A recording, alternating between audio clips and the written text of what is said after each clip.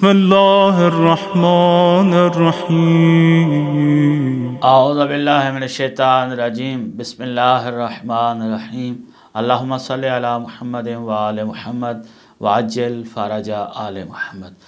رمضان المبارک جیسے عظیم الشان ماہ کے اعمال کا ذکر کر رہے ہیں۔ آج 12 رمضان المبارک کی شب اور دن کے اعمال کا ذکر کرتے ہیں۔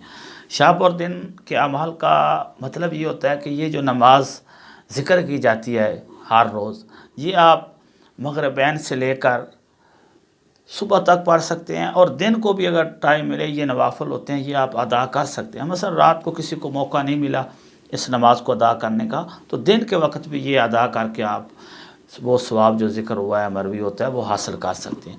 12 رمضان المبارک کی شب رسول اللہ صلی اللہ علیہ وآلہ وسلم سے 8 رکعت نماز مروی ہے۔ 2 رکعت کر کے یہ نماز پڑھی جائے گی، نماز صبح کی طرح نیت کر کے۔ سورہ فاتحہ کے بعد 30 مرتبہ سورہ قدر کی تلاوت کریں گے، پہلی رکعت میں بھی اسی طرح، دوسری رکعت میں بھی، اور باقی 6 رکعتیں بھی اسی طرح پڑھیں گے۔